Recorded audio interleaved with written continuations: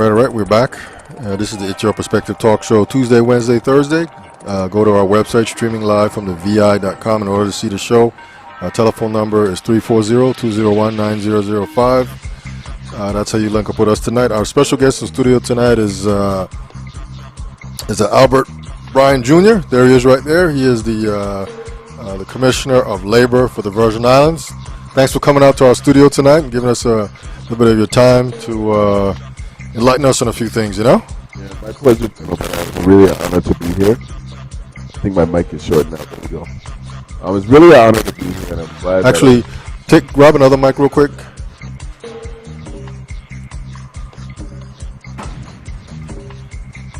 How's that? Much better. Much better. Okay, thanks for coming out.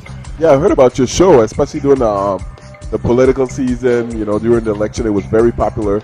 People are telling me about this show. I heard about it all the way in Atlanta. What? You guys are getting around.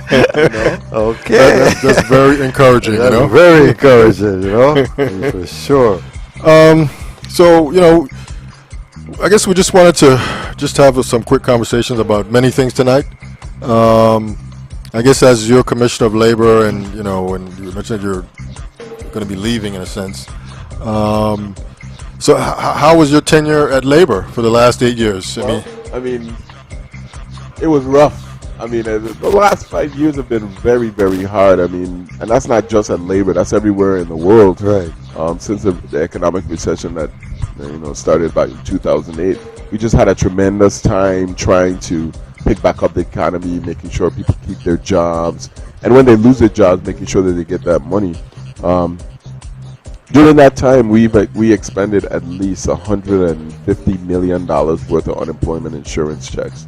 We're doing almost $30 million a year, and some of that money was local and some of that money was federal. But without that money, you have to realize, people say, well, it's just payments to people. It's not. It's payments to landlords. It's payments to WAPA. It's payments to restaurants. It's payments to supermarkets. Yes. So it's keeping other people employed, and that's a tremendous task. We went from doing about $8 million a year to about $30 million a year. In the last 5 years. That's right. Wow. And we're back. Now we're back down to lower levels, but we've lost so much of our employment. St. Croix, our workforce has shrank by at least 2,000 people. Okay. And that's just workforce. Yeah. Yeah, that's not people. So you may have an employee who was working and their wife may not have worked. They had kids. Yes. All those people are gone, and that's just two. You said 6. Yeah. We said two working involves 6 total. Exactly. Yeah. Exactly. And now, what we're seeing is the unemployment rate in St. Croix has dropped. Okay. Yeah. How much? It has dropped from about 15, 16 to about 14. But it's not because there are a lot of available jobs. It's because the workers have left the system. Yeah. Okay. Okay. So are the benefits still coming in federally? No. The benefits stopped last year around this time. Okay. So we haven't been getting extended benefits. So at one time we were getting benefits up to 72 weeks in the Virgin Islands. So that's over a year and a half you could collect unemployment insurance benefits. Okay. Which is kind of good for people because it's taking workers longer and longer. So when we started, the average person would say 32% of the people would take the full 6 months, that regular unemployment. Right. And by the time we were in, it was as high as 66%. Wow. Were using all of that. So it's been a, but for me, what a tremendous experience as a Virgin Islander, as a professional. You really learn it when you learn by fire. It's one thing to learn about riding a bike, see people ride a bike, but when they put you on one and loose you down a hill, down Blue Mountain, hold on tight, right? Hold on tight. You learn to pedal fast. Oh yeah. So yes, it has been like that, and that effort isn't over yet. Right. We're no way near out of the woods. And as I was telling you earlier, as the Commissioner of Labor, I also served as the chairman of the EDA, the chairman of the Government Development Bank, the chairman of the EDC, the chairman of the Enterprise Zone as well. Right. I also served on the Port Authority Board, the subcommittee for the Port Authority Board, the Workforce Investment Board, the SETS committee, and a host of other things. So my knowledge, about the Virgin Islands. And people like my friends call me Google because I'll link you that statistic because Yes. I love it. I download the budget every year. I keep it on my iPad so I can readily argue with people about what's true and what's What's not false, true. okay. Okay. There's this pervasive thought that that their money is hidden somewhere out there, But you could see the loss of our corporate tax, our personal income tax, our gross receipt tax over the period of 5 years to the tune of about $250 million. I mean, that's 25% of your annual budget. And when you ask people, who talk about the Virgin Islands, specific statistics, they can answer them. Like, one of the things that always shocks people, every year the Virgin Islands pays out $1.6 billion in wages between public and private sector. 1.6 billion, you said, And that's recorded wages. Okay. That's not... That's just off the box and nothing else. No, that ain't all on the table Tickets stuff. and, Somebody coming to 1.6 paint your house on the side, fix your car. And You know we out Commissioner, there, brother man, hook up. how long has this statistics been in record? We've been earning that since Hovensa left. We're probably down to about 1.4, but we've been making 1.6 billion for at least the last 10 years preceding Hovensa closure. Oh, okay. Okay, interesting. So I mean, when people say there is no money in the Virgin Islands, it's not exactly true.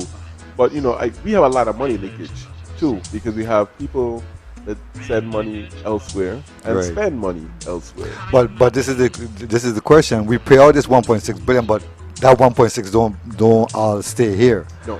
It goes out. Well, if you think about it, I mean, one of the things I was doing recently was taking my daughter to college tours.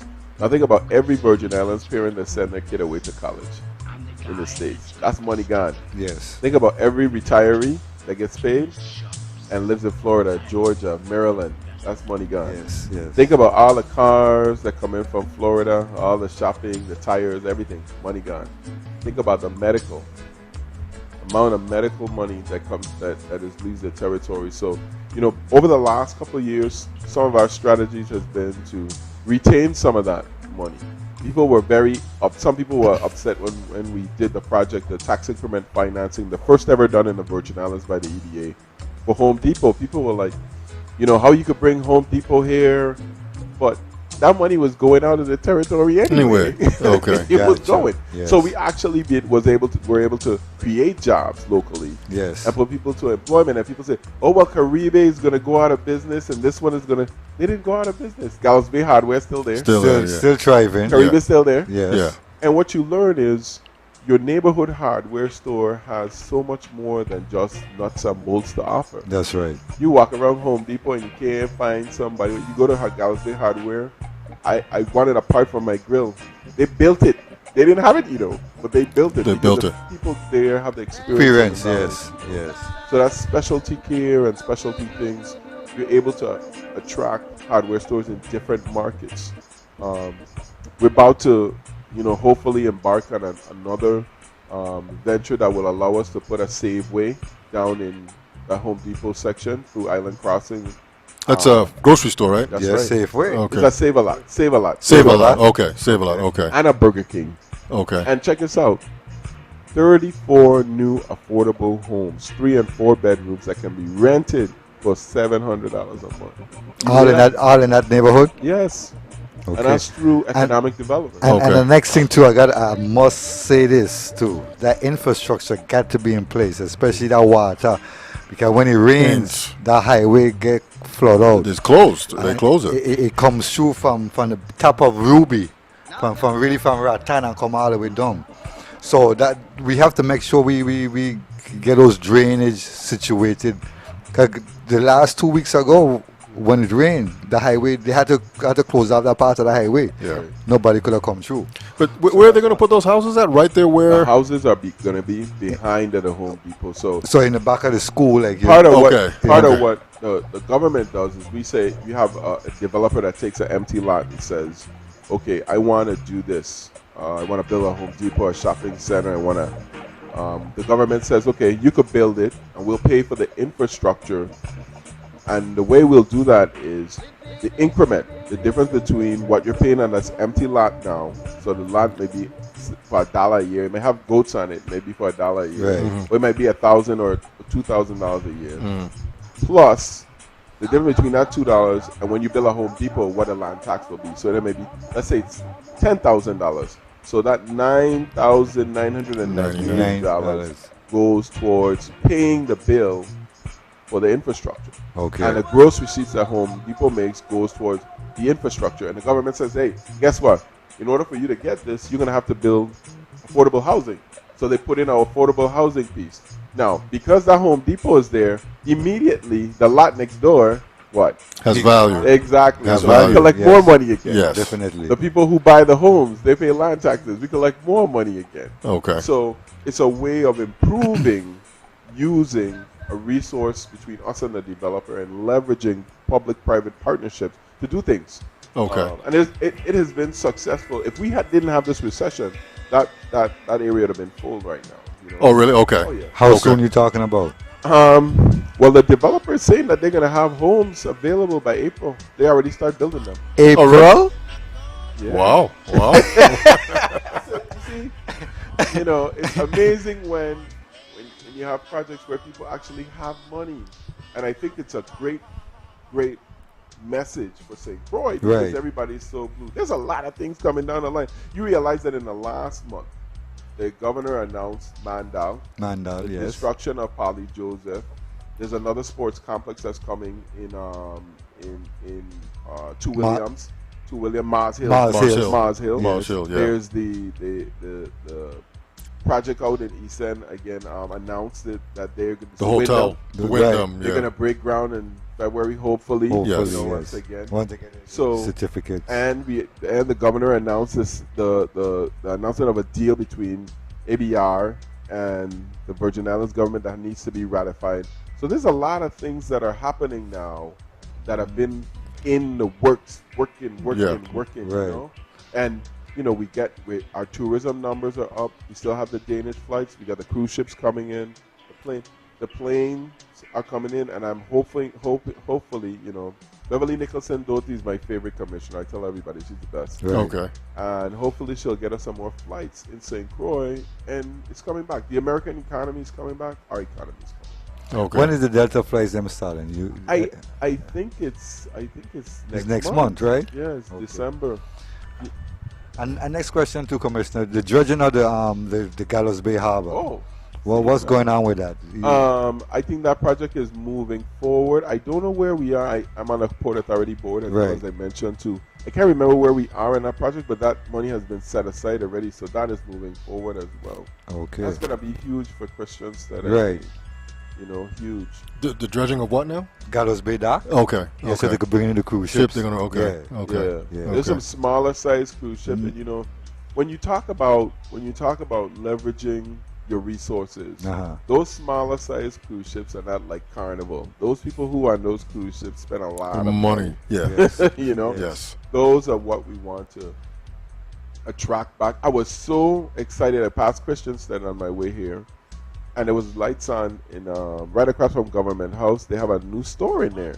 I was so excited I had to take another right around there. I was Let's like, check it out. yeah, and I Yes, think that yes. you know we got a new governor now. I think one of the things, as soon as we start to see the glimpse of the economy, we need to do the things that are going to get the small businesses back up.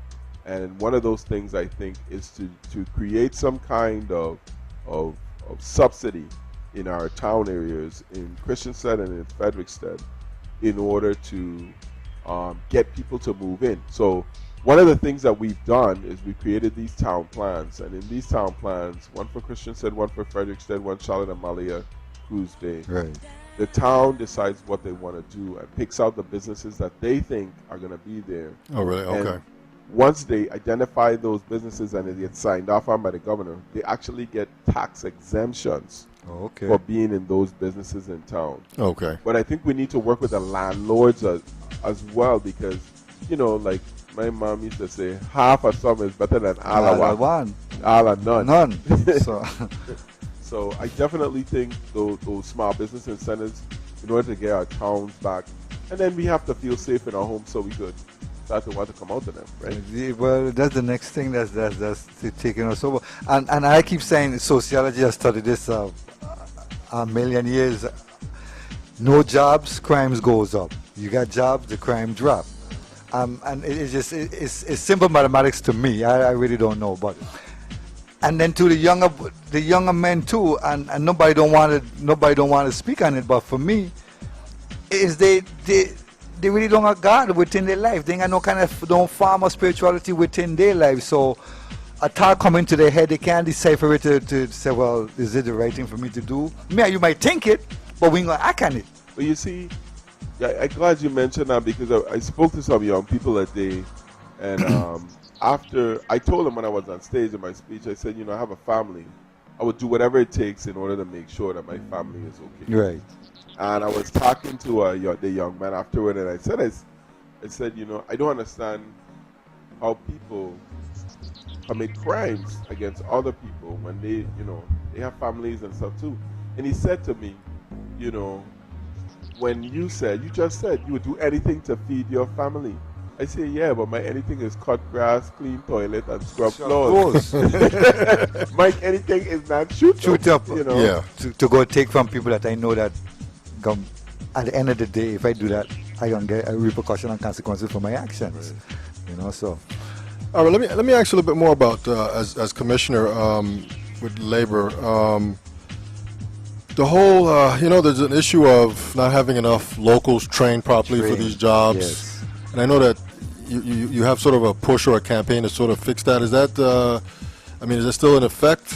And hopefully, I guess the person that comes in after you will sort of be on have the same approach.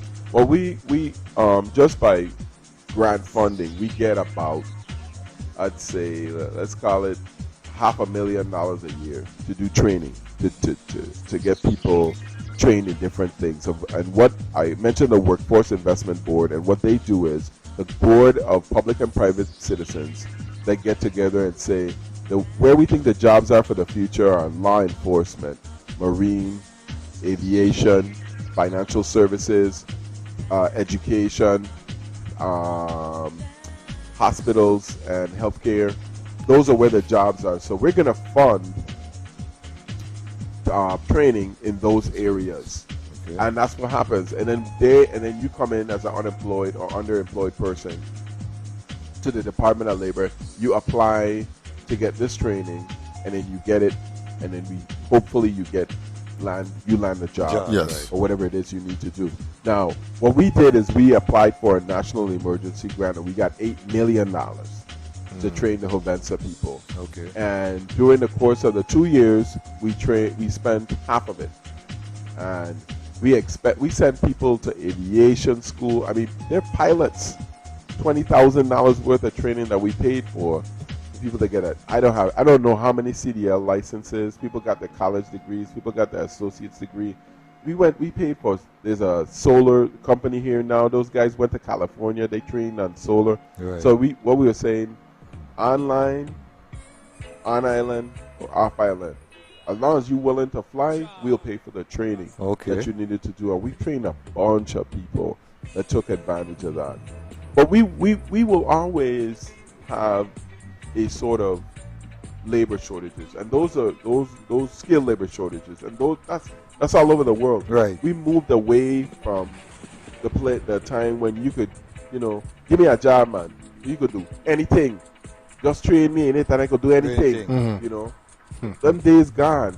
You need specific training now. Yes. You need to be certified. People need to know that because not only because they want to know you could do it, but their insurance carrier wants to know you could do it too. That's right. You're not going to harm anybody or cause any extra liability to the company.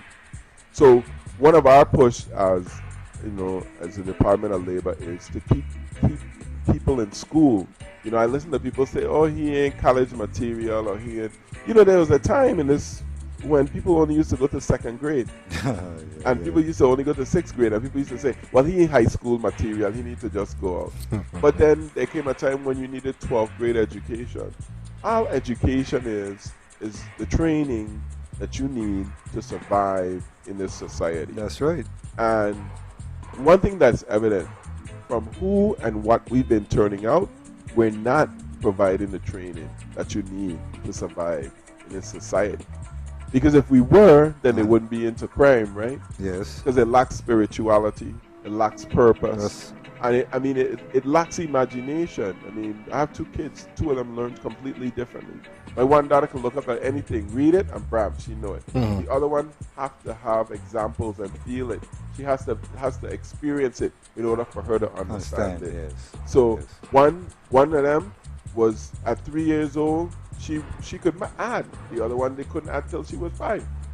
It's just a matter of different people. We assume in education that everybody's the same. We have this stupid mentality. Yes. And I have to get over it myself that because you're 5 and you can't add, there's something wrong with you. And your parents are caught up in the mentality and say, instead of making sure you could add and let you stay in kindergarten another year, they want you in first grade because they're too ashamed Shame to to say. say. Yeah, you got held back. Yeah, I was just having that conversation with a friend of mine yesterday, Brulin, about holding your kid back 1 year just to keep him on pace, moving forward Right. with the education process. I was telling her, I think her son is he's in 6th, getting ready to go to 7th, and I said, well, just probably do it now. You don't want to wait till he gets in high school, then it's sort of an embarrassing kind of a thing for him. But do it now, and that's because if he stayed on track, he would be graduating at 17, and being held back, he would graduate at 18. This is one. I went to high school 5 years.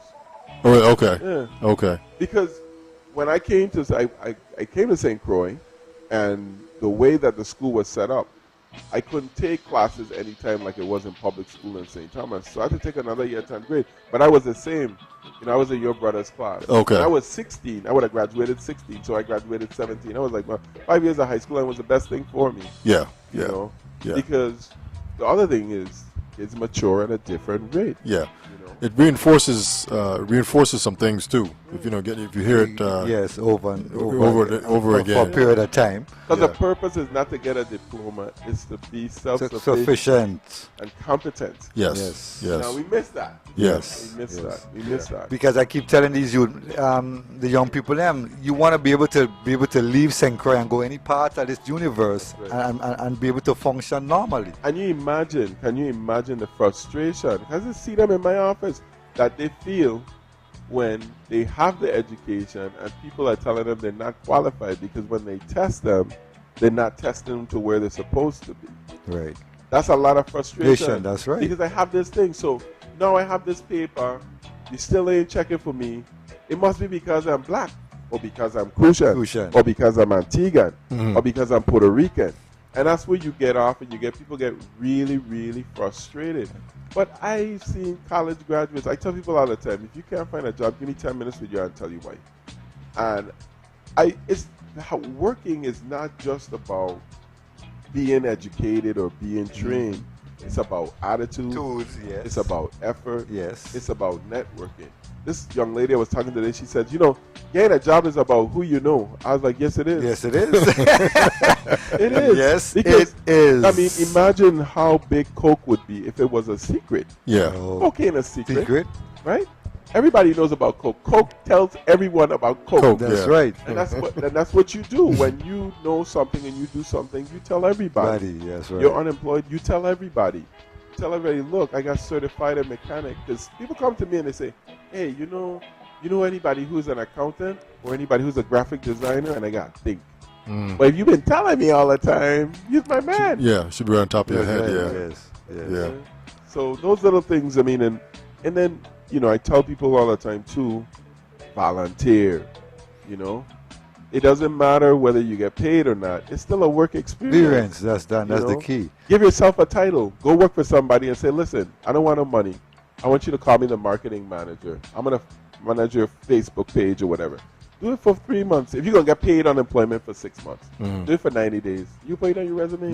Yes. Yes. They might like you. They might hire you. That's Yeah. right. Create a job. You know what I do? I read the paper and look for problems. That's where the work is, The work ain't where everything running smooth. That's true. That's true. Actually, You you're look right. for problems. Yes. That's where the opportunity Yes, it is. is, yes. If they were to give me any place to go in the government, right? I pick education, man, because there's so many problems. That's where I want to be. I don't want to be where it's good, man. Yeah. I love figuring it out. Figuring out, yeah, putting a solution to it, yeah. So, Commissioner, now as you're coming out of this position of commissioner, what's the plan for the future for you? Well, for me, I'm doing my own thing for a while. I'm doing my own company. Okay. I think that it's important. I realized that when I was young, I was going to grad school, and I used to have to do a lot of reading. And my oldest, Aliyah, at the time, she used to get into bed with me, and she couldn't read, but she used to bring a book in there and turn the pages and babble. You know? Yes. Like she's reading, and I realized that kids mimic. And if I want to raise entrepreneurs, well, I have to show them. You could be one too. Yes. Yes, sir. And I think that what's crucial for us, especially us leaders in the Virgin Islands, is to recognize that it's our responsibility to create jobs. For us educated people, not to get jobs, to create jobs. So how do we now leverage what we have and our experience to create jobs in the Virgin Islands and make sure that we employ Virgin Islanders? Because you're more likely, when you look at a guy like Alex Moorhead, right? I really, people feel differently about Mr. Moorhead. I always call him Alex Moorhead, Mr. Moorhead, but I remember him when I had first come into Hovensa, and people would say negative things about him. Oh, he's Uncle Tom, he worked for the man, and da-da-da. But as I got older, I always had a respect for him because he's a quiet, cool ruler. He's a very humble guy. Like Greg Green. Cool ruler, yes, sir. But when I got into a situation where I was working in a company where I was the only space of color, and I was privy to the discussions, I realized how important it is for us to be at the table, to be able to interpret what is being said and to be able to discredit people's perception of who we are as a people of color and a West Indian people, because they would get such, and it manifests itself as racism, but it really is misunderstanding and ignorance. Okay. So being able to give that brother a chance to know that he may not say the right words. This is the difference between, and I tell people, this is the difference between when somebody comes from other places, I'll call it that, and they say, yes, good morning, I have my resume here. I was, trained at Langley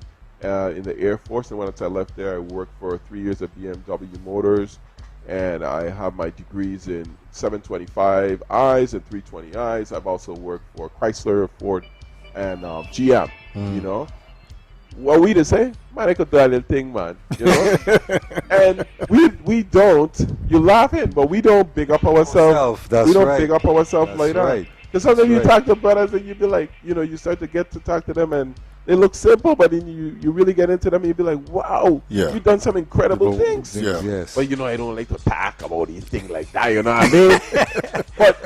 but you gotta sell yourself. We have to sell. But in our community, we don't promote that.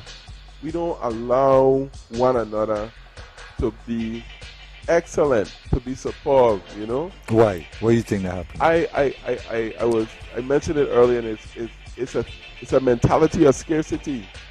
So we all feel like there's not enough for all of us. So if there's only one piece of cake, then if David eating the cake, I can't get done. But if we come from a abundance, and there's so much cake around us, like water, like salt water. Nobody worrying about the salt water. You can do anything you want with salt water, right? So we have people who, when we celebrate their vision, their greatness, when you are able to accept another person and say, how you get to be a millionaire? Tell me about it, man. That's great. That's your car? How'd you get that? Yes. Man, that's good, man. You must be killing it. We don't do that. We suck our teeth. Yeah. He think he better than me, and Exactly. you understand? Exactly. Let me ask you a question, Albert. As you've done 8 years as commissioner, I guess you at some point probably had goals that you were probably asked to provide how you would move labor along. Have you accomplished those goals, or has anything been left off, or some things you just couldn't get to, or? There's much left undone. Okay. You say, if you want to make God laugh, tell him your plans. Tell him your plans. But one of the things that I remember the day I consolidated. Imagine in the St. Croix we had 7 labor offices when we started. They were all over the island. right? Yes, I remember that. And the day we moved into the single building, so I moved in to a brand new building with brand new furniture, with brand new systems, in a recession with no extra money and under budget. And I was sitting there giving a speech. I said, man, this is year 5. I said I would do this in year 1.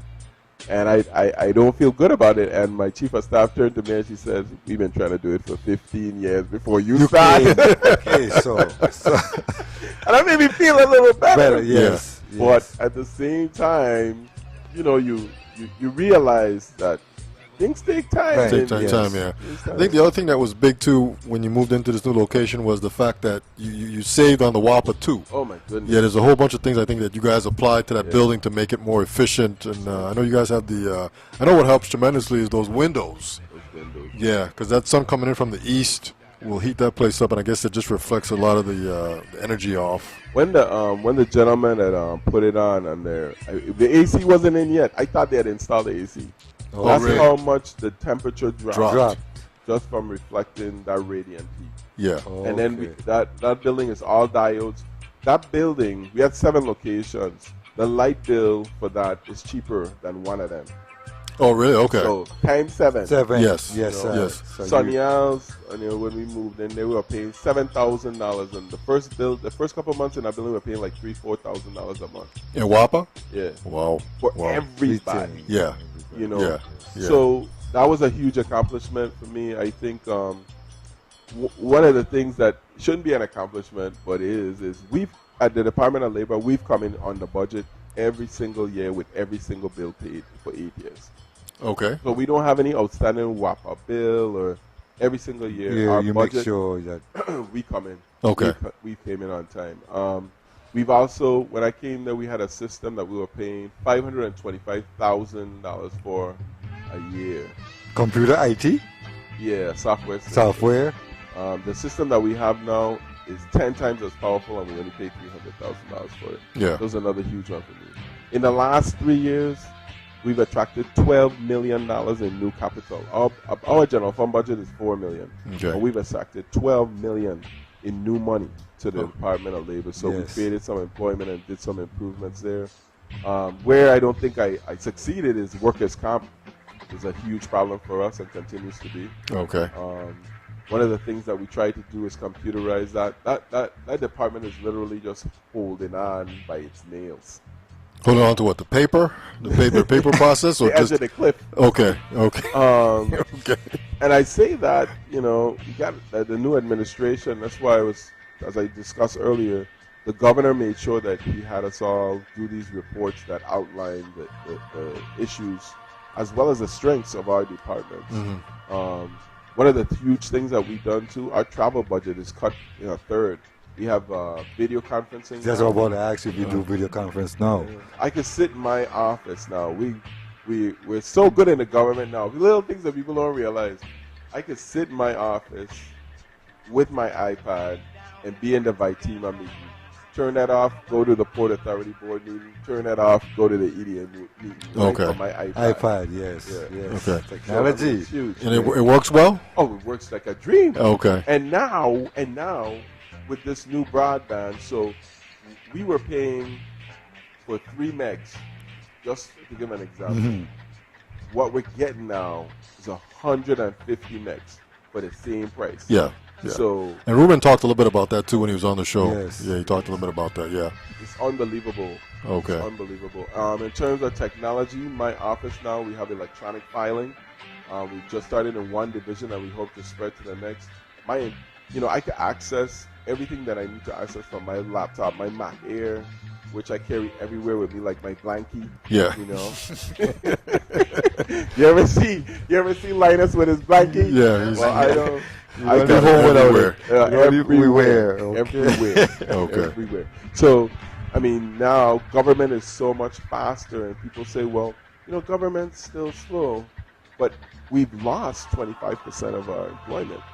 And, I give people the example. As Ruben himself told me that, he says, technology allows you to make mistakes 10 times faster too. Yes, So, yes. when you think about it before, let me show you an example as well. If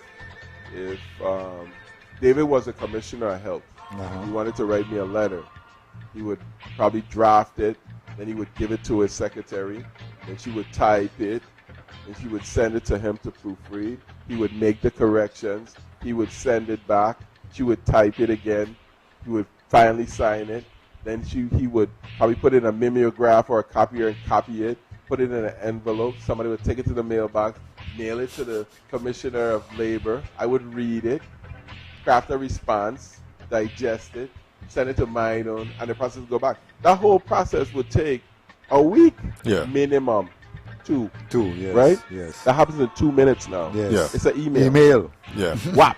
Yeah. Yes. So you need all the ideas, and I tell my staff, in year 3, I told them, I suffer from mental constipation.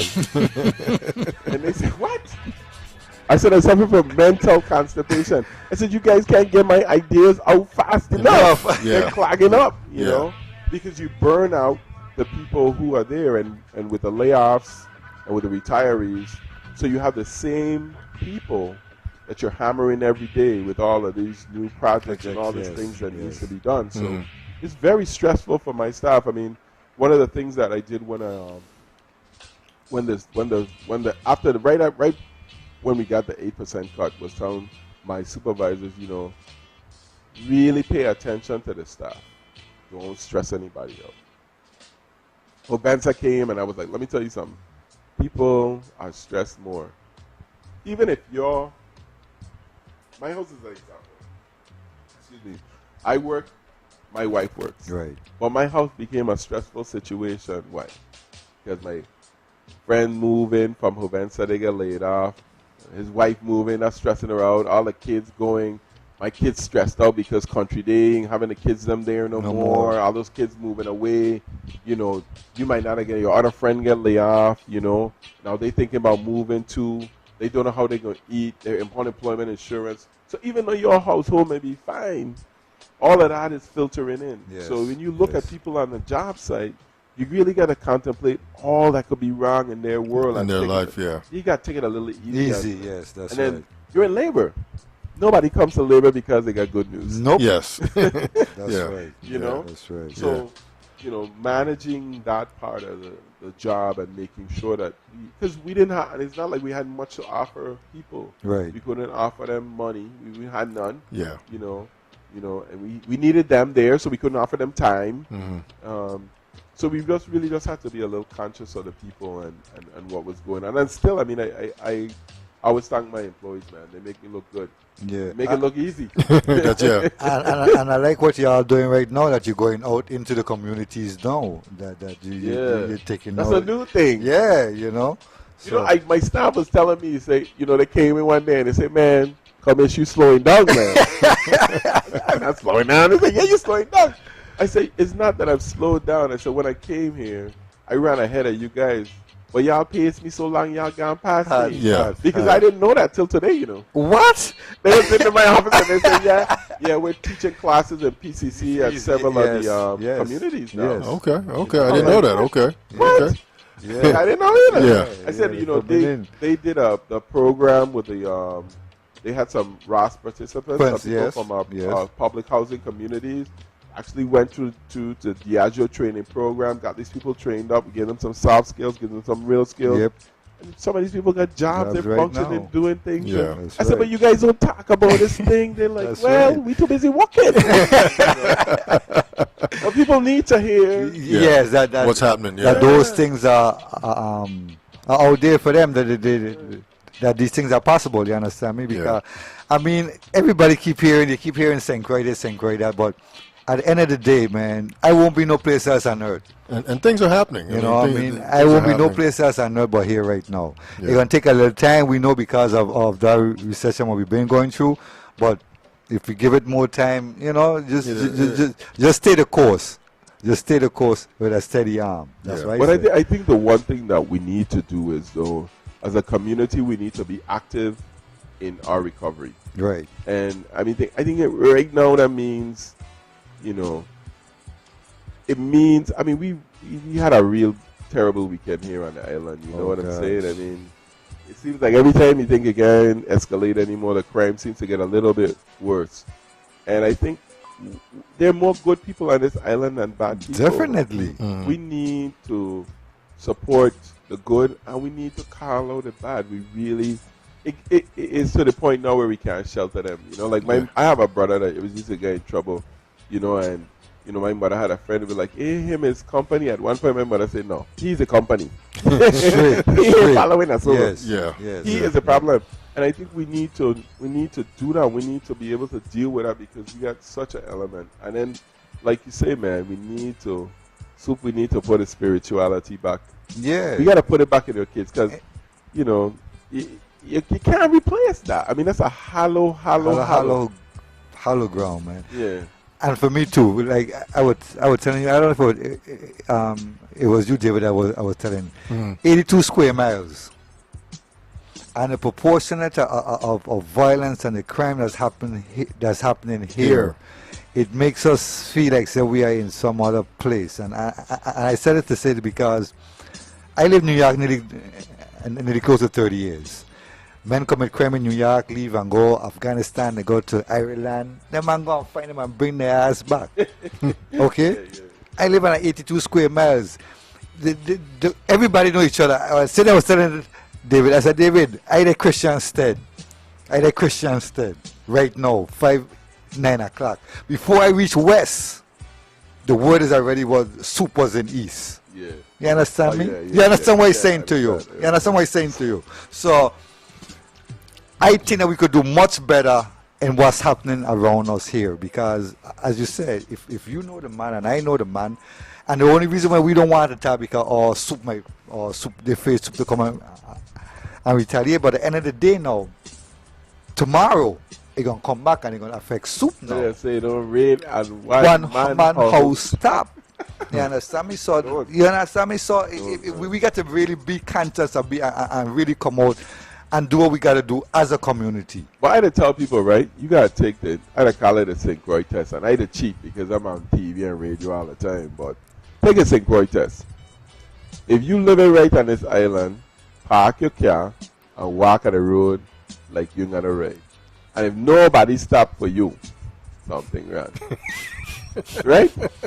Definitely. That's a good test. That's a real good test. I mean, I had to do it. And people would be like, David, where you going? Where you walking going? Going somewhere else, man. Give me a ride. Yes. Turn around. Yes. Yeah, turn around. Yes. I mean, before I was a commissioner, I remember my wife, Amanda, told me she got to take a car and to the shop and she needs somebody to drop her and pick her up. So let me just take a car, man. You see, she said, well, how you going to get work? I said, me worry about that. I dropped the car, I walk out on the road. My partner was going walking in the other direction. And that's another thing. We love an excuse not to have to reach work on time. Make a U-turn, pick you up, right? Make a U-turn. I had to help my friend. I get a flat weather. You understand me? Don't worry about nothing. Yeah. I mean, and I think, you know, in this life that we live in these islands, we look over the fence and we value in an AC and a mall and, you know, the convenience and the easy living and the cheap food prices and the nice, but we don't value what we have here, you know? If you anywhere in the middle of the night, somebody see your car, I pick my partner up at night, 2 o'clock in the morning, walking on the road. In the rain and the rain. Car flip over and went in the bush. And anybody see a man walking 2 o'clock in the morning on the road, you think he's crazy? Yeah. Yes. But I say, hey, that's my boy, man. I stopped turning on. He said, man, God gonna bless you. God, nobody will stop for you. But That's how we live. Yes, in St. definitely, Croix. I take my daughter to the ball game, to my league to watch some game or tournament or anything. I go home, I get a picture on my thing. She belong to you. Picture of her, you know. I say, yeah, that's my man. So the community taking care Yeah. of your children. Well, when you're not really paying attention. Yeah, when you're paying attention. So I take the picture and I send it to her now. To let them know Yeah. that you've been watched. You're being watched. You're being watched. For sure. Yeah. For sure. But though, you see, we don't add that into the value when we value how we live here. That's right. That's know? right. 'Cause we live as a community, guys. Right. I was saying, I come out of Diamond Ruby. When we used to live, I used to leave Diamond Ruby, walk from Diamond Ruby to go to Saint Farm to school. In the morning, go back home. We walking, going back home. Okay. Before we reach home, at that time, mommy was working superfood. Superfood. You understand me? Yeah. So mommy don't know what you've been doing, where you working, coming home, And no cell phone. And this is the freak we are because And no cell phone. we say, no cell phone. Mommy's a witch. What the hell going on here? You understand? You understand? No No, today cell phone. those things are no more because now we as a dog, we even afraid to talk to our youth. But I tell them, no, me afraid. I come in to deal with you.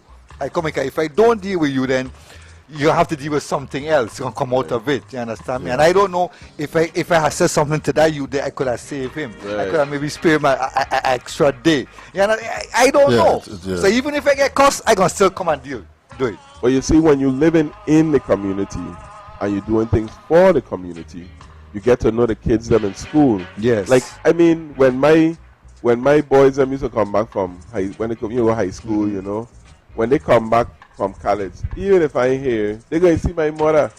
They're going to say, Miss Byran, how you doing, man?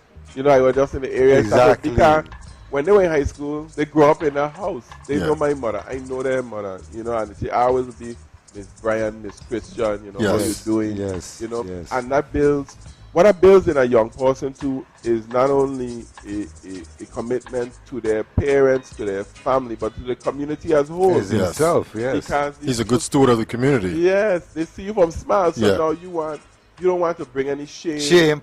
To From miss- your family. To your Yeah. family or yourself, yeah. So, Yeah. so I said to these mothers, and I tell them every day, I say, I understand the position that you're in, but at some point in time, you're going to have to draw that line because when you come back home, the first thing you cry, oh, my son was a good guy, my daughter was a good girl. But at the end of the day, you all know how they were living. So let's be honest and let's be real with ourselves. Yeah. You understand me? If you go house and feed them and clothe them, well, I mean, you got to control to let them know that there's certain things I demand if you're going to be in here. Yeah. And my daughter is 17 now, and so I loosen out the rope and she gonna go to college Yes. next year. And I mean, as a parent, it's just so scary, man. I like it that when she goes somewhere, I know who house she to. I know them. I know how they live. Yes. They know me. Their child over by my house. I know how. You know what I mean? So they get a community kind of feeling. And then when there's some place that we don't know, No. we're hoping that people that we know got their eyes on them. They're watching, yeah. I Yeah. remember a particular Sunday line that she wanted to go to, and when she was in like 10th grade, and then she comes to me and she tells me, I want to go. I was like, nah, you going on there. I was like, that's for big people. She said, well, you think I can handle myself? I say, just because you believe you can handle yourself is what got me get worried. worried. That's And right. then, I putting you in a situation where they are adults. So if someone treats you like an adult now, I can't imagine. Yes. Exactly. Yeah. I put you in a there. Situation, That's right. yeah. That's Yeah. right. You're going to get your chance, trust me. Yeah, man, take your time. But it's hard. It's hard.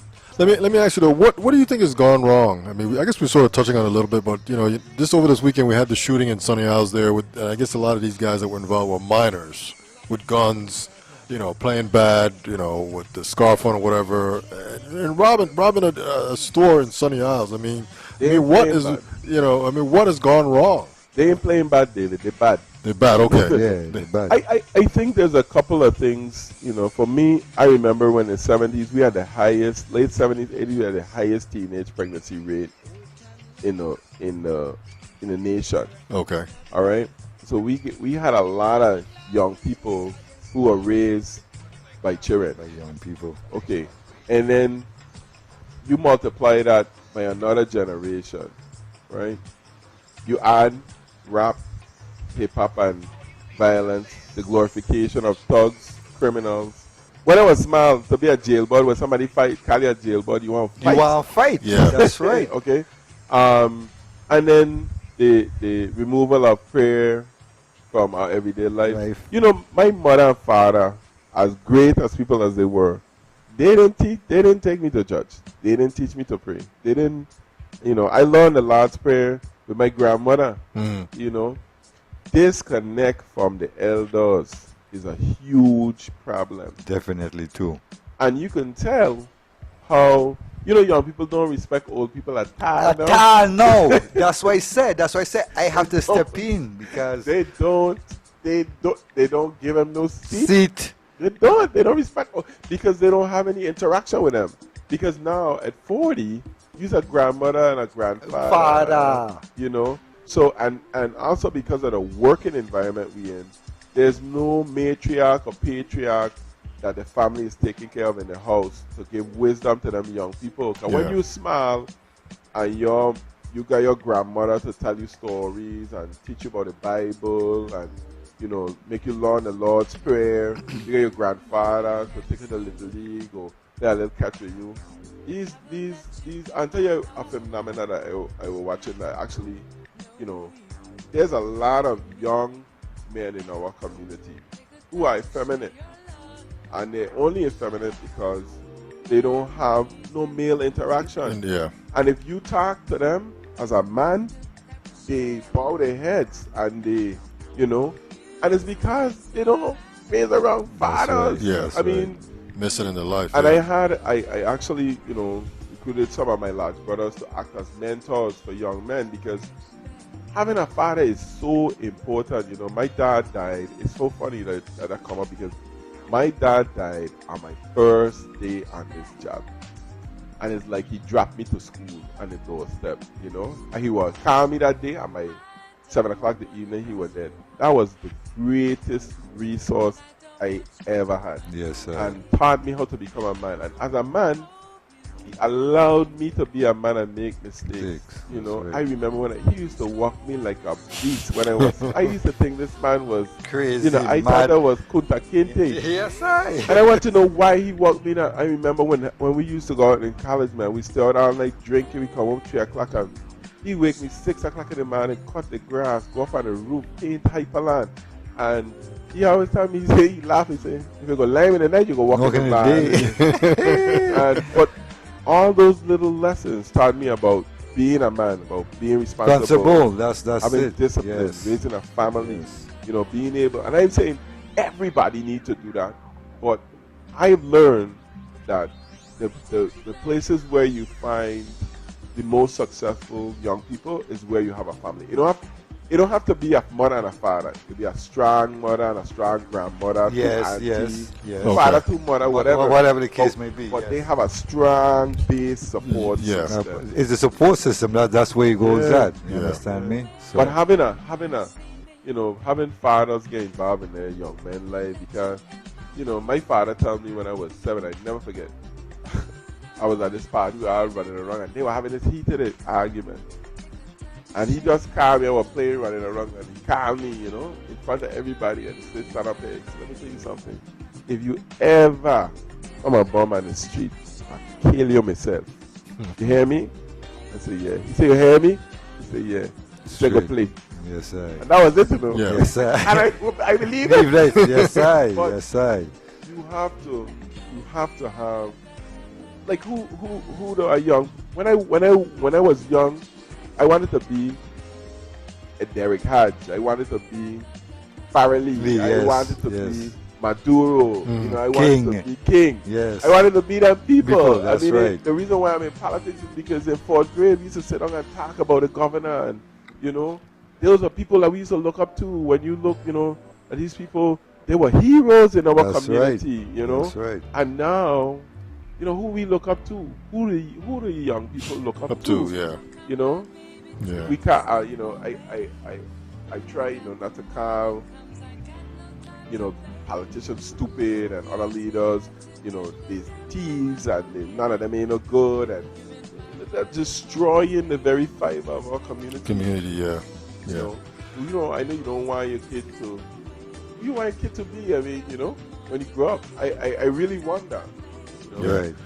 Let me ask you, what do you think is going to get the? What are your thoughts on this whole thing of WAPA?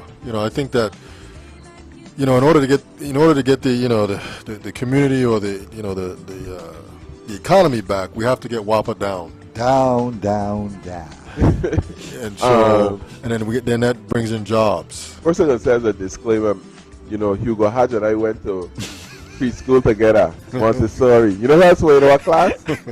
Baselatli. Oh, okay. Yeah. Oh, okay. That's my boy. But two things I think. I think that I admire him as a leader. He's done a tremendous job because he has an impossible job. Yeah. First of all, right? But I would like to say that I'm hopeful with the rest of the Virginellas that we're going to see this 30% reduction. Right. I am also hopeful that in that 30% reduction, we don't think that that's a solution. Okay. Because more has to be done. I'm not going to be satisfied until I feel like I in Atlanta with a 70-degree AC blowing at me and I'm paying $100 a month. Yeah, right. Blowing 24 hours a day. Right. Yeah. Yes. So I think there are things that we have to do collectively in terms of the plan and individually in terms of how we construct and what we do in our homes. But we have to figure out, and especially the governor always tell me, you're the commissioner of St. Croix Labor, the commissioner of the Virgin Islands Labor Department. But if St. Croix, I think that we need to have our own special power plant because of our economic state, because of the resources we have because we have a Diageo has a 6-8 megawatt there in Renaissance. I know they have at least 30-40 megawatts in Provenza. Right. Tabar is building another 6 or 8 megawatt biodigester. Yes. There's a 4 megawatt solar across the street. Yes. So I think what our goal should be is to create a sector in St. Croix that has a lower rate of power in order to promote industry back to the Virgin Islands. Because we can't have any kind of light industry with no 30-cent power or 20 cents power. Definitely. So if we could figure out a way to get, liquid natural gas on the island, Right. or make some kind of compact with this refinery deal where we're producing power and then say everywhere from the refinery all the way down to the airport, we're going to turn into a low power zone to power industry and create jobs. So even though in your residential you may pay 25 cents a kilowatt hour, the money you're going to be making working inside there, That's right. building light industry things for the Caribbean, it will compensate for that. Compensate for that, yeah. I think that needs to happen. I don't think that we should be tied to St. Thomas. And I think that if we're going to be real, we're going to have to contemplate a future without WAPA. And I don't think we're having a real discussion until we contemplate a future without WAPA. Because the government needs to divest itself from things that it's not doing well. Yes. Okay. Health, power. Yeah. I think that, and I know people say, well, hey, that's some radical thoughts. But the reality of the situation is, we need to get to a point where the things that we do well, we do, and the things that we don't do well, we contract and tax. Mm-hmm. Because if those things make money, we can derive revenue from them. We can derive jobs from them. Healthcare is another thing. The hospital has a huge potential. Now that people are traveling for medical tourism, why not recover in beautiful St. Croix?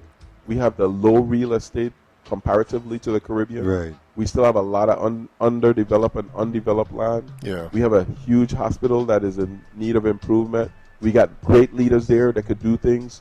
Let's start thinking about these opportunities. Education. The university has you could get a degree there for $8,000 a year as compared to $50,000, $60,000 other places. Yeah. Overlooking. I mean, you imagine telling somebody your dorm is going to be overlooking the beach and the Caribbean. Sea? Yeah. Okay? Yeah. And in St. Croix, you have a technical center right across from your university. So you could get a 2-year technical degree and a 2-year associate's degree right here in St. Croix, the medical school. We got a lot of things that, we have this Caribbean training center for the National Guard, that huge training complex back there. We have the agricultural thing there. They're putting in a agribusiness farm. The university is doing.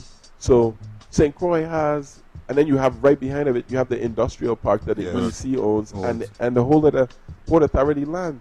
I mean, so when in my future vision, when I think about where we can go as an island, it's phenomenal. Yeah, it seems like great potential. Oh my God! You need to be the marketeer for St. Croix, for the Virgin Islands. You know, I did this presentation in DC, right?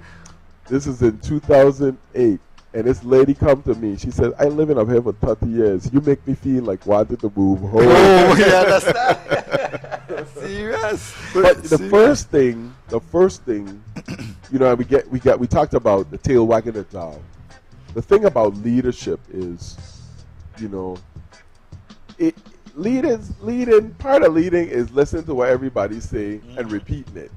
But that's not really leading. That's kind of echoing. Echoing, yeah. I think real leadership is being able to craft or conceive a vision that is complementary and builds consensus among a bunch of people that we can all live with, and then being able to relay that vision to people, and then having them move towards it. Yeah, everybody buys in on it.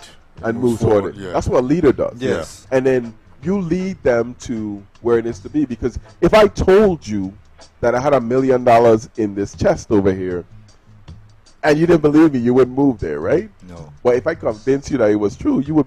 Yeah. I wouldn't have to convince you. You run into it. Yes, that's and right. I think that we have not been able to do that in the Virgin Islands. We haven't been able to convince people that the potential is really there, because we're waiting for other people to come and spend their money. We ain't spending ours, you know? And then teaching us how to do it.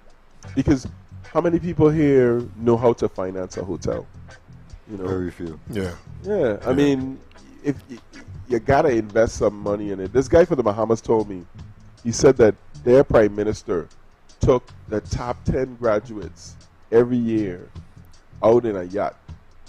And they told them, we're gonna pay for you to go to school, and you will come back to the Bahamas and run it. And you might not come back now. You might not come back in 4 years. You might not come back in 10 years.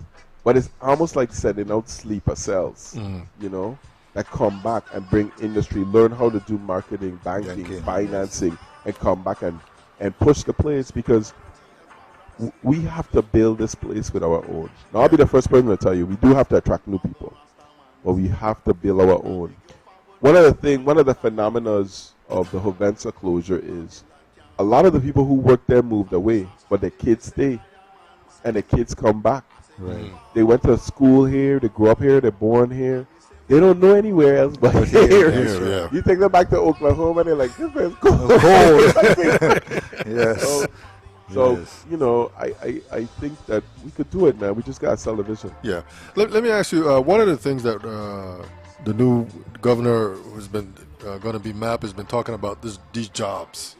He's talking about these 1,000 jobs. Is that possible? Hey, you know, Is that possible to land with a hot seat.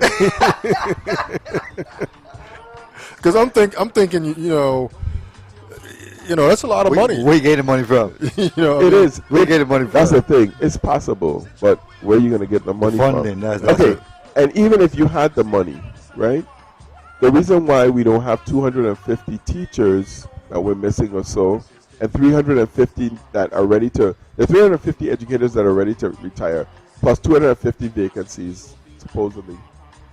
That's 600. Yes. No one has 600 teachers hanging around. Yeah. So that's the problem. So even if you had the money, how do you get the talent? The trade skills to come in. I mean, we've been bringing people from Jamaica and I think from Manila, the Middle East. I mean the Far East. the Far East. Philippines, Yes, Philippines. in order to fill those vacancies.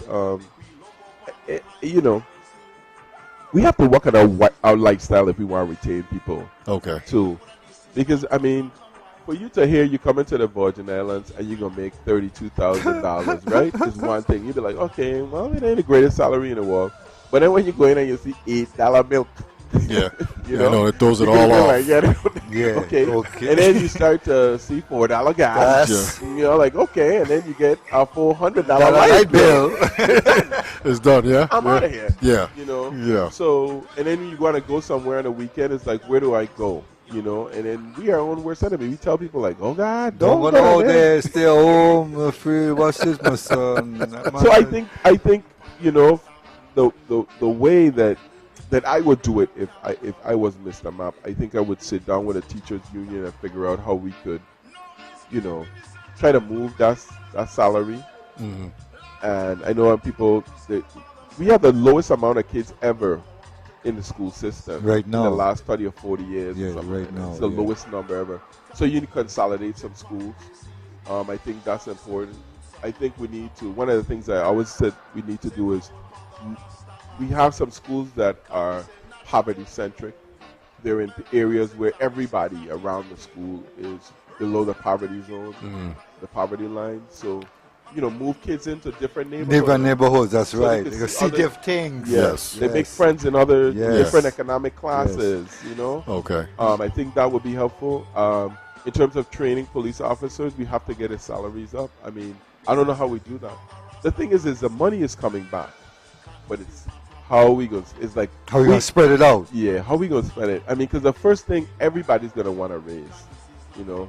But I think we need to prioritize and say if our taxes go up $100 million, you know, we're gonna leverage $25 million a year and float bonds with it. We're gonna take $75 million of that and we're gonna concentrate on building our nurses, our educators, and our security police officer and prison guards.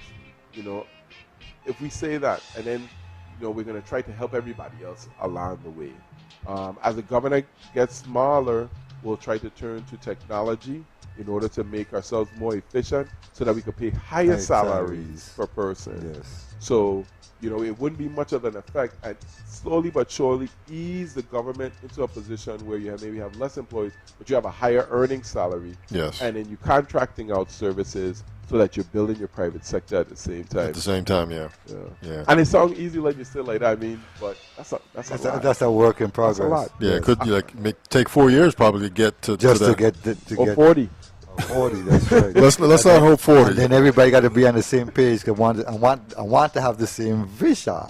Yeah. So, Well, my goal is to stay in the Virgin Islands, so I really wish Mr. Mapp, Governor-elect Mapp, and Osbert is a good friend of mine. I really wish him well. right. I wish them well, and my goal right now is to be able to see my children grow up in the Virgin, see my grandchildren grow up in the Virgin That's Islands. right. So in order for me to do that, I have to create opportunity. I have to make sure that it's livable. I don't want them to have less than anybody else. Yeah.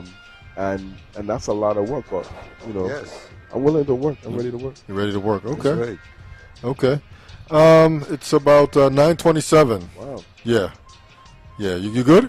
I'm good. I'm good. Okay. We'll just go just a few more minutes, man. The other thing I wanted to ask you about too was this whole thing of the election.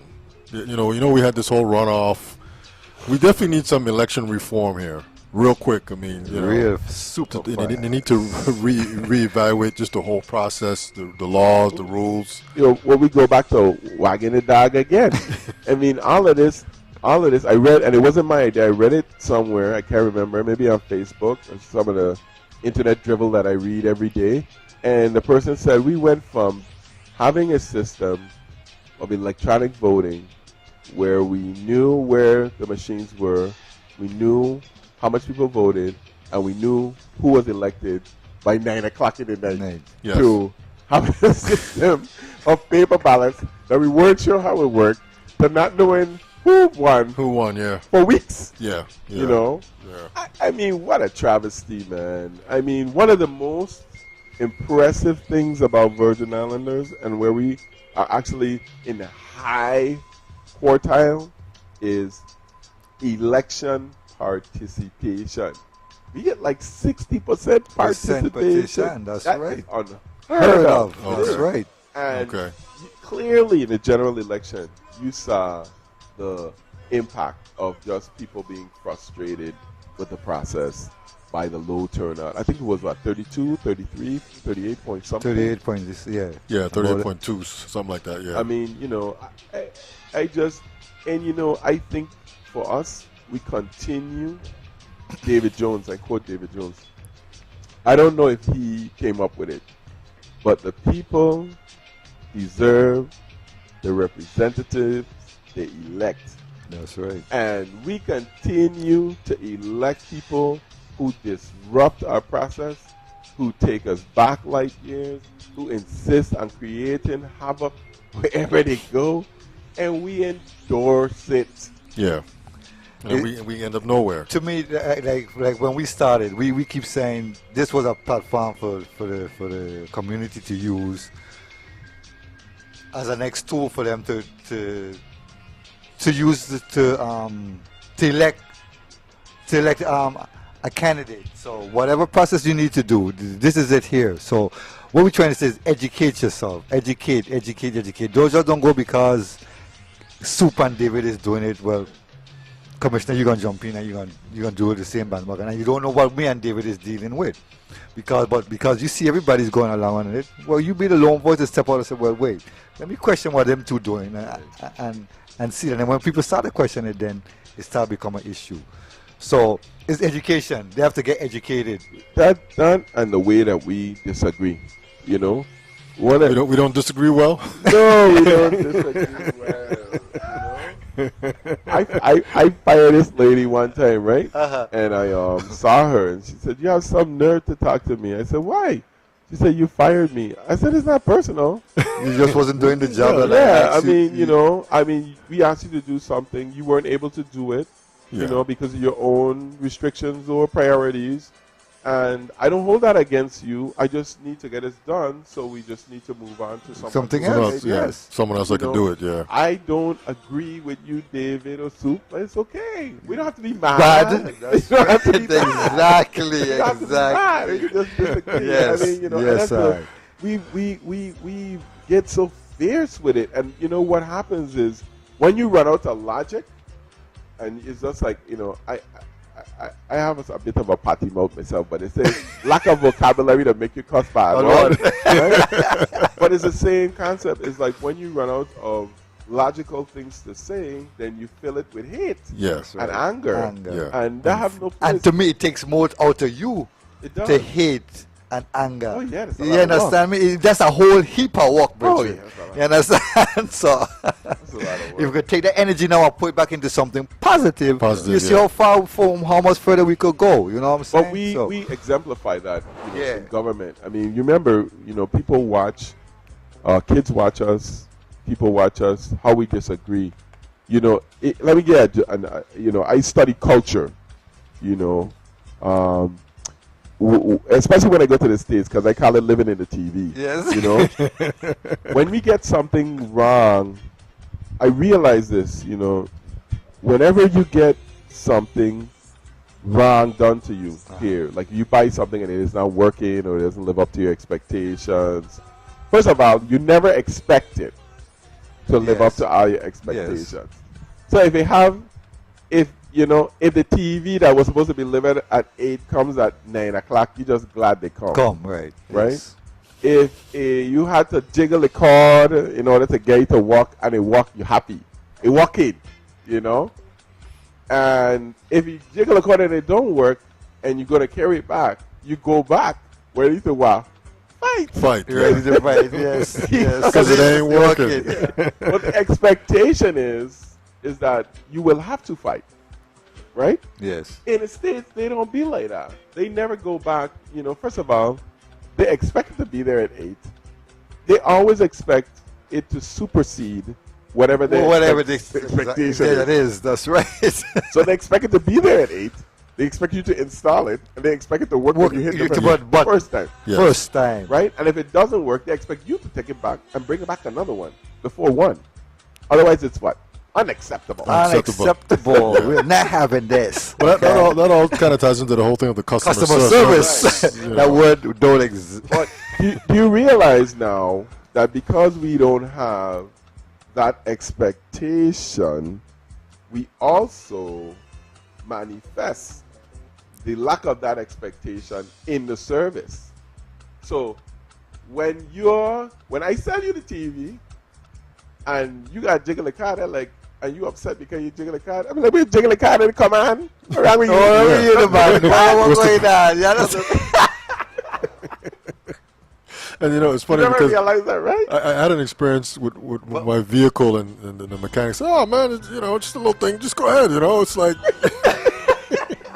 It's just jiggling a little bit. it's just taking a little bit. Go ahead, man. You'll be I all have right." a say, Commissioner. I said to Kimba, the whole island is on a permanent vacation. Vacation. This is how they operate. Okay, so just fall back. So the expectation. When we first came from the States, man, they were like, yo, Kimba, he would get blue in his face. I said, yo, hold back, man. Just remember where you at. Just, Yeah, it's just, yeah, because, I mean, it's not that we don't want it to be, but yeah. There's a certain It just- expectation. it just- There's a certain expectation of a level of customer service. Just a level of certain things that you know. want But, and you but expect if you to get. never had anybody give you that level of service on a consistent basis, How you expect to get it? how you expect to understand? deliver it? So- You know what I'm saying? If everybody that served you did it in, a half way, Yeah, you start to think that's normal. that's normal. So Exactly. to the point where Exactly. when You I accept get service in the States,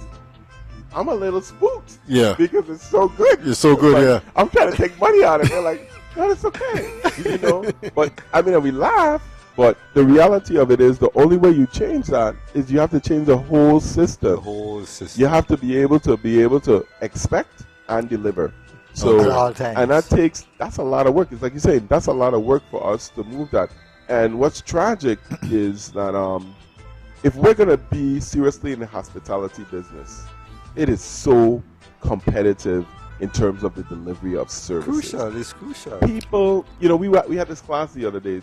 Sam Baptiste, shameless plug, he does Six Sigma training at the hospital, and he was telling me, he was giving the example of the Medicaid, Obama Affordable Care Act rollout. Right. Remember what a fiasco it was with the website? Yes. When we roll out something, we expect it not to run smoothly for a little while. I mean, they just start, they got like, you just start, man, them just start waiting, they got line, They don't expect it to be flawed when you launch it. Yes. People expect perfection. Perfection. If the internet is another example, we've trained a generation to have such immediate response.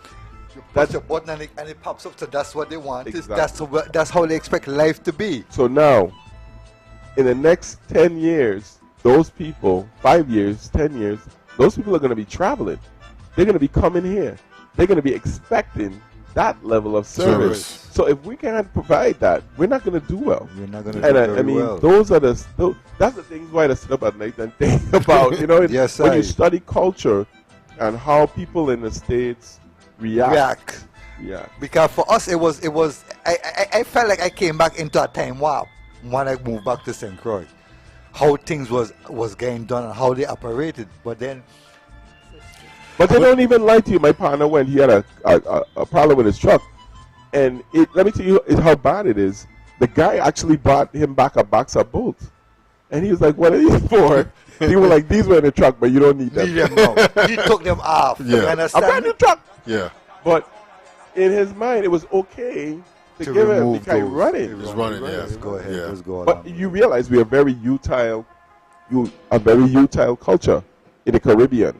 We don't. I'll give an example. You go to a Caribbean, most Caribbean restaurants, right? They don't have a lot of ambience because Caribbean people go out to eat. Eat. That's it. American people go out for entertainment, Entertainment, yeah. right? That's right. They don't go out. I mean, they're gonna eat, Yeah. but it's about the place and Place. talking. They're having drinks. They're with their friends. They're communicating. Yes. It's all about the aura and everything. So the food might not even be that great. Great. Yep. But when we go to, we want food. We want to eat. And we want good like, tasting food. Yeah. You understand? Are we hungry? So the way that we apply things, and I think it's important as a leader for you to understand the consciousness of your people. So you don't. So when people say things like "we lazy" or "we're not lazy," we have a different way of mentality of thinking, or yes. or we nasty because we throw garbage out of the window. We come from a culture where everything could have gone outside. We used to eat everything off the trees. That's We right. used to feed everything to the dog, Dogs, and the cat, cat. the Yeah. chicken. Let's show it out. We just throw it away. Yeah. We We don't recycle. We don't do none of those things. we don't do them anymore. You understand? We me? came So, from a place where we had one bag of garbage a week. I remember that, right? hell Yeah, yeah. And now we have a bag of garbage every day. Day. every day. Every day. So, So you know, you got our culture is great, man. It's just that, you know, it's different. we have to fine tune it. We got and then to What if you want to do business with America? America, right? And what I noticed too is that a lot of the individuals that's in certain key positions and their staff never been nowhere. When I mean nowhere is that they never travel out beyond St. Croix, St. Thomas to see how other people live, how other people operate. So this is the whole world right here. You know, when when we got hit into the recession, the governor used to be like, "Yeah, Albert used to be a American airline goal. Albert is Kappa now. Nowhere. But I think, you know, he make a joke out of it. Yeah, deny my travel, right? But we have to go out. We have. You have to go out because when you go out, two things you see. Your problems ain't that different to a lot of places in America. And number two, your opportunities are great.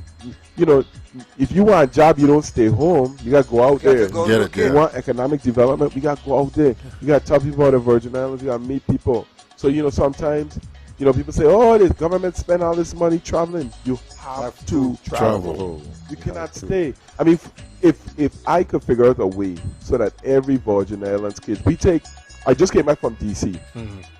We take 3 or 4 high school students every year to Jobs for America's graduate convention in DC, and they compete in public speaking, interviewing skills, and writing skills. Okay. And we took three young people this time. The first time, let me tell you, it was 4 of them. None of them had ever been to the state. None of them had ever stayed at a hotel. None of them have ever seen, you know, it was so amazing. I mean, they were coming out of running out to the bathroom. Oh my, in the bathroom, in the airport. The bathroom flushed by itself. And we laugh, but I mean, Yeah. the exposure. The exposure. They just got broadened horizon. Oh yeah, and they Yeah. go in that room with all them kids, and they put on their suits, and they put them on stage, and they speak, and they say to themselves, you know what? I could do it too. I could do it too. I mean, I come from a small place, and there's so much more wall Yeah. out there Yeah. to see, and they go and they take a tour of DC. You know, they meet representatives of Congress. I mean, it's amazing. It's exciting for Oh, them, yeah. man. It's very exciting. yeah. I can only imagine, man. It's about 9:41. One of the things that we like to ask our guests is anything that maybe you want to talk about real quick? I mean, I'm leaving office now, and I really want to thank the people of the Virgin Islands and Governor John DeYoung for giving me such a wonderful opportunity. But as I leave office, I'm very concerned for the Virgin Islands and the leadership position that we are in, especially the Hovensa sale. I mean, the one thing that St. Croix has been crippled with is the failure to act. You know, if you don't make a decision will be made for you. I think that for economic opportunity, we have to be able, as a people, to have leaders that are aggressive and supportive. And be supportive of them. I'm going to say, you know, we're going to make a decision. This guy came in one time and he says, you know, people have to know it's okay to fail. That's right. I mean, if we try it and it don't work, so what? We can try Go on again. Exactly. You know, so we have there's no way out of this economic state without risk. When Leon Hess came down here, when he started with our first truck in New Jersey, the Bill Hess Oil Company, never in his life he ever think. never think. Exactly. Right? But he took financial risks, he took personal risks, and he built that first refinery, that small refinery here, and expanded to what we have today. And for us as Virgin Islanders, we're going to have to take some kind of risk in order to move St. Croix from here to where we know it needs to be. That's right. I came to St. Croix from St. Thomas in the 80s. And in the 80s, St. Croix was the jewel of the Virgin Islands. And that's why my father moved us here. We had beautiful Siam Farm. We had Lorraine Park, Lorraine Shopping Center with a bowling alley. Alley, Galloway's yes, were down there. Galloway, yep. Pizza Hut. We were freaked out. The Pizza Hut was a real Barca's. Pizza Hut. Yeah, The McDonald's man. looked like a real McDonald's. Miracle Mile was going. We still had the shopping center up here in Golden Rock. Golden Rock. Yeah. We had Sunny Isles. We used to go west on Sundays to the pool. I mean, there was just so much. Christian said was just lively. You could have walked through town and just people all Oh day. my God! All day Remember long. how many clubs they had there? What? Martin, Marietta was running. Hovensa was running. Southern Comfort was here. Brugal was here. Yes. We had 4 or 5 watch factories. The We had- pharmaceutical remember, I could go in companies. town. We go in Grandstand Place, Scooters, Riptide, condos. Up the street, Calabash, Yes. across the street to thing. I mean, they just had so much to do. Activity, yeah. Frank's, Muse, you know, I could go on and on about all the different places. Club 54, Captain's Table, the Chinese restaurant that used to be there. You know, we stepped the Arawak Inn. All these, we stepped so far back. The people that made St. Croix what it is today, you know, 30, 40 years ago, they take a lot of risk and a lot of That's people. right. We gotta start doing it again. We cannot move forward. But what would the risk? What would the risk be? I mean, what would you do to sort of take? What is the risk? What is the step? I think the first thing we always say, well, these people never tried this before anywhere. I'll give you a perfect example. We got a project, an $80 million project in Tebar, right?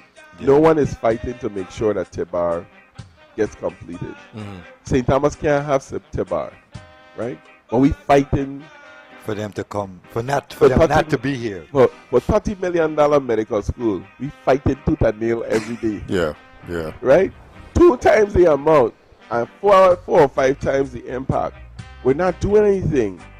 But because we have a St. Thomas have it, you know, if we just turn around and look at what this side of the fence, they don't have Oh, we what St. have. Croix I have, has, yes. you know, and start to work on some of these things here. So, you know, I think we have silent support for projects in St. Croix, but that support needs to come verbal.